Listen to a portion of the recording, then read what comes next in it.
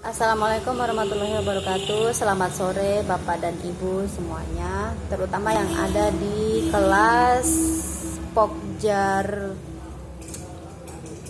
Lombok Tengah, kelas Statistika Pendidikan.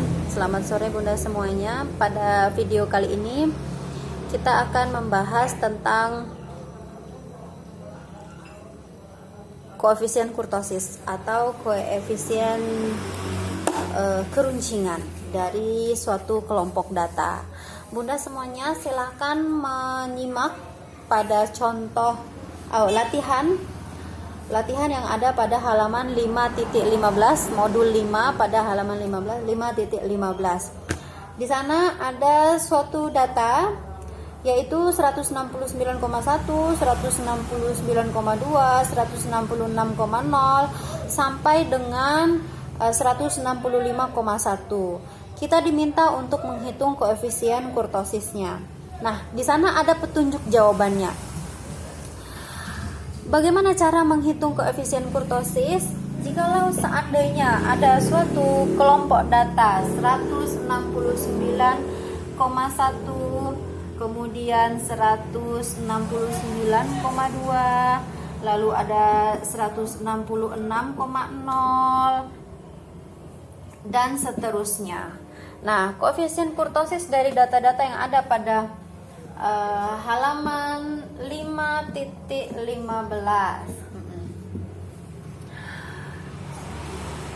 K sama dengan, ini koefisien kurtosisnya atau koefisien keruncingannya.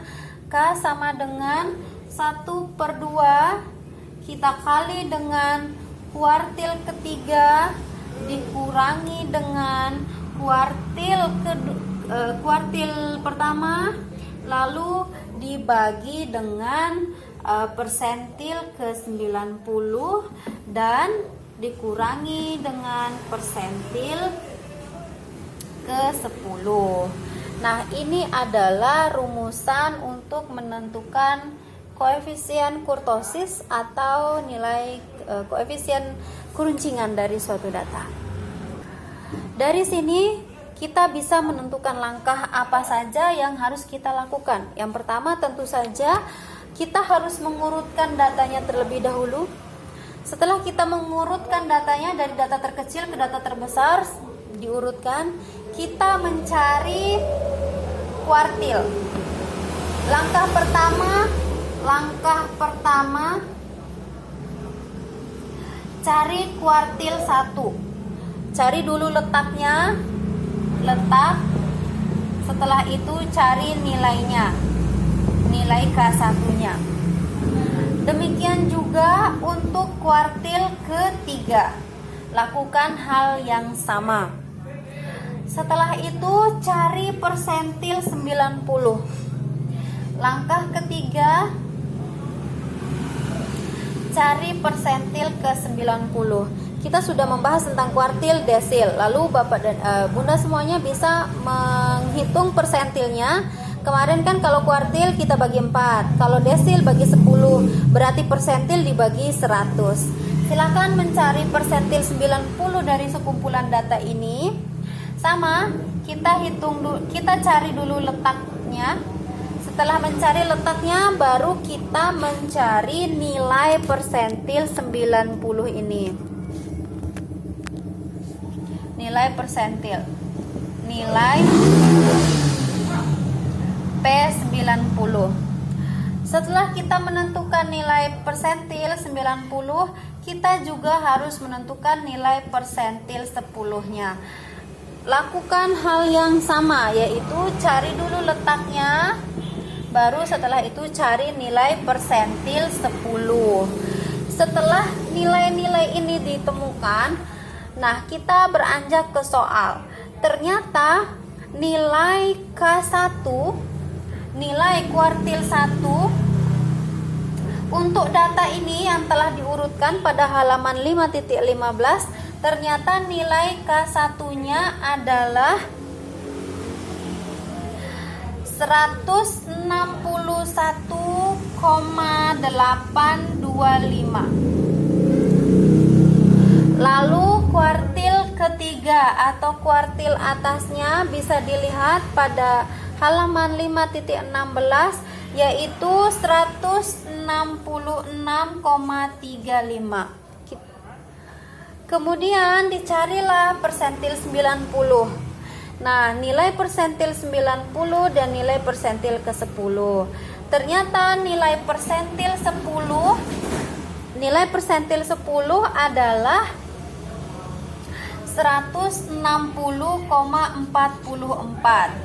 Lalu persentil ke-90 ternyata 169,13. Nah, sudah diketahui semua unsur-unsur yang ada di dalam rumusnya ini. Setelah kita mengetahui ini, barulah kita mensubstitusikan nilai-nilai ini ke dalam rumusnya. Hapus dulu ini. Nah, kita lanjutkan ke sini. 1/2 dikalikan dengan K3-nya 166,35 dikurangi dengan 161,825 dibagi persentil 90. Persentil 90-nya 169,13 dikurangi dengan 160,44. Nah, ini tinggal kita operasikan. Hasilnya ternyata langsung saja bisa ini dikurangi, setelah dikurangi baru dibagi dengan 2. Hasilnya adalah 2,2625 dibagi dengan ini dikurangi ini, hasilnya 8,69. Setelah itu kita bagi 2,2625 dibagi 8,69. Hasilnya ternyata adalah 0,26. Maka koefisien kurtosis atau koefisien keruncingan dari data tadi adalah 0,26. Video singkat ini mudah-mudahan dapat mendukung penjelasan yang ada pada latihan halaman 5.15 dan 5.16 modul statistika. Mudah-mudahan bunda-bunda yang menonton, ya terutama yang ada di Pokjar Lombok Tengah semester 5 UPBJJ UT Mataram, dapat memahami video dari saya. Sekian, wassalamualaikum warahmatullahi wabarakatuh.